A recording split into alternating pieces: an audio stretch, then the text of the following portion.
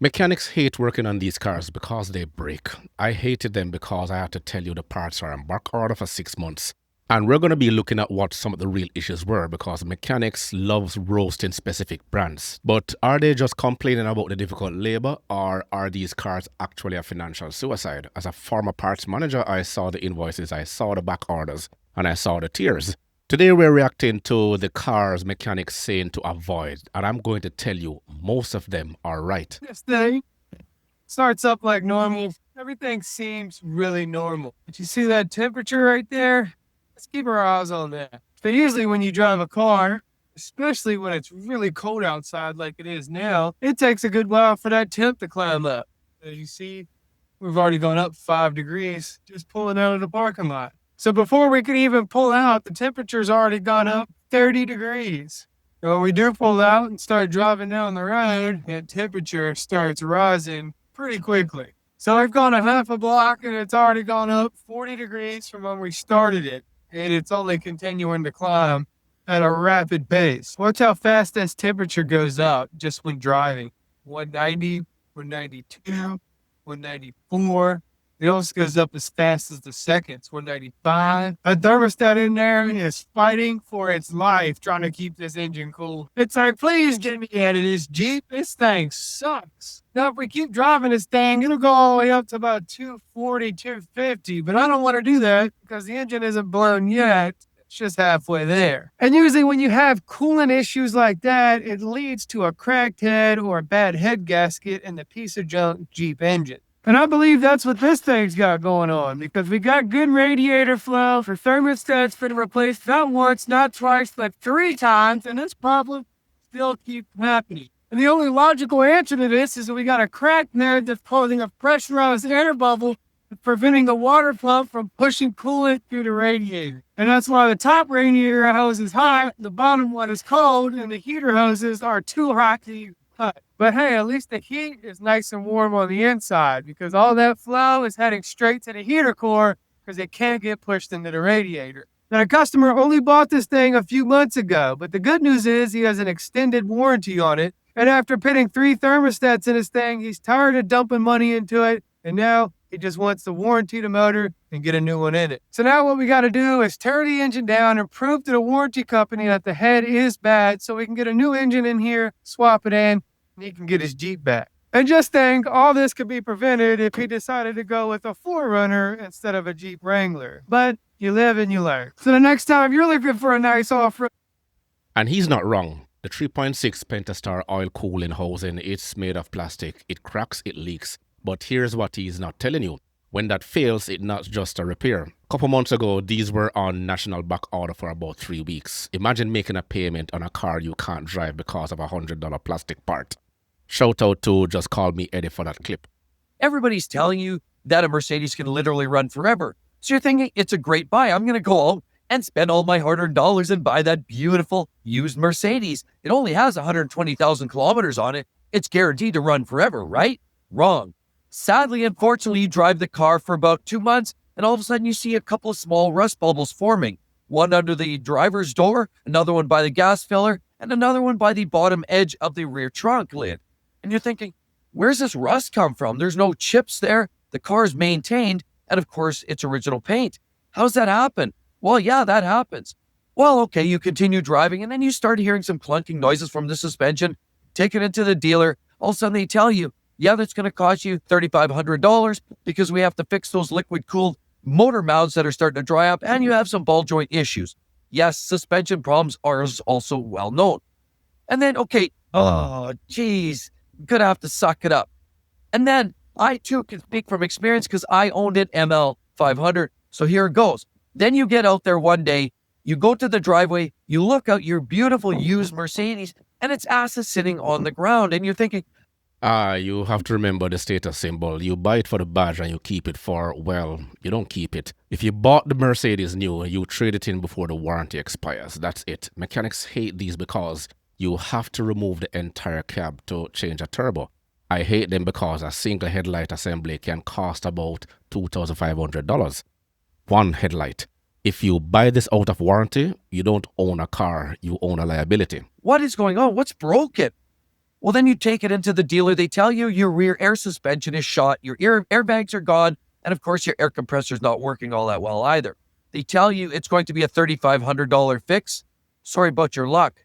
You suck that up, and then you drive the car for another 2 weeks, and all of a sudden it won't restart after you're going for some set of groceries, and you find out it's a crank sensor has failed. Oh my God, what did I get into? I got this rusty car, doesn't look like a Mercedes, drives like crap, and now I've got another $25,000 in repairs of this used car that's only worth $8,000. Could you imagine? Imagine everybody's telling you. Yeah, and a lot of people have experienced that. Even though so much information is out there, just like yours giving advice, but people are still not going to follow. They will go ahead and make the mistake for themselves, and then they will learn. Then when they find out, they start researching, and then they will go ahead and find the information that was already there. Here are 5 cars you should never buy after 80,000 miles. Number 1, BMW 328i N20 engines, chain issues plus oil leaks plus turbo stress. Acting like it's 90 years old at 60,000 miles. This car ages faster than your stress in traffic. Number 2, Ford Explorer, early 2010. Transmission gives up faster than gym beginners. Steering issues, hitchback failures. It ages like milk left in the sun. One day it's fine, next day, boom. Number 3, Nissan Murano, 2009 to 2014. CVT slowly loses the will to live. Engine starts whining like it wants early retirement. The Murano doesn't just age, it time travels straight to the junkyard. Number 4, Hyundai Santa Fe, 2013 to 2019. Starts off quiet, smooth, family-friendly. Then one day, the One thing we have to understand is the Nissan is a frequent flyer of the service department, the Jatco CVT. Mechanics hate swapping these because it's messy and it's actually quite frequent. The cost of a replacement transmission is often more than the car is worth. And if you see a cheap Nissan for sale, check the transmission fluid. If it smells like burnt toast, run, don't walk. engine jumps out like, "Surprise, I'm thirsty." Rod bearings vanish like tax money, Theta engines hitting midlife crisis before your warranty even expires. This SUV fakes perfection, then hits you with a mechanic bill so big you start praying in languages you don't speak. Number 5, Chevrolet Malibu, 2016 to 2018. Smooth ride, nice interior, good MPG. Then the 1.5 turbo wakes up and says, "Let me blow a head gasket real quick." Transmission also joins the party. This car catfishes you, looks reliable, acts reliable, then steals your wallet at 80,000 miles. These cars don't grow old, they grow dangerous. Follow me before your next ride ages you faster than it ages itself. And thanks to Savage Mechanics for that clip. Now let's move on to the most reliable cars for 2026. And this will be most important for this new year. Take a look at this. Thinking of buying a used car in the new year? Well, you can save a lot of money and hassle if you buy a reliable brand. Mechanic Jeff Landreau says he's a big fan of Toyotas, saying they're reliable and easy to maintain. Case in point, this 2012 Toyota Camry. We've maintained this lady's car since she bought the car new. She's had little to no issues with the car. Consumer Reports is not surprised. Its recent ratings of the most reliable used car brands lists Lexus, Toyota, Mazda, Acura, and Honda in the top 5. One new study finds that some 5 to 10-year-old used cars offer much better value, clocking in with lower prices. Take a look in the background there, right behind him. The ad says, take an electrifying test drive, the Silverado electric vehicle. But yet still, there are no EVs listed in the top 5 cars they mentioned earlier, because EVs are the new frontier of pain. Mechanics are scared of getting shocked. People should be scared of the bill. With traditional cars, you can buy aftermarket parts. With these new EV startups, you are going to be a hostage to the dealer. For example, if a Rivian fender bender happens, you could be waiting 6 months to a year for a body panel. And that's really not a car. That's a lawn ornament just sitting there going through the elements of the weather.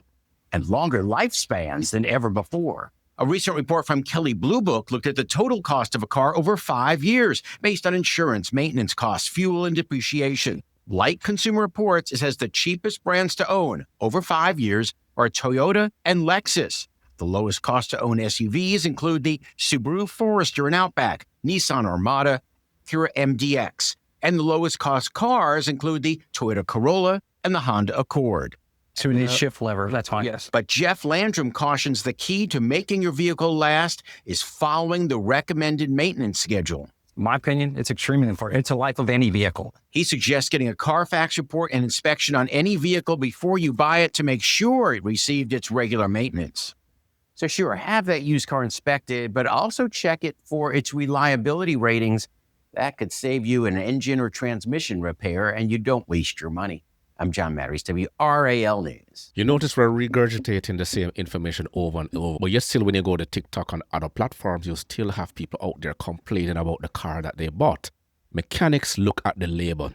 I look at the logistics. If you want a car that won't leave you stranded waiting for parts, listen to the guys turning the wrenches, but also listen to the guy ordering the parts. Don't buy the hype, buy the build quality. Please like, subscribe, hit that thumbs up for the algorithm. Remember to grab a copy of my ebook, The Parts Manager Guide. The links are in the description box below. Stay sharp, stay educated, and I'll see you in the next one.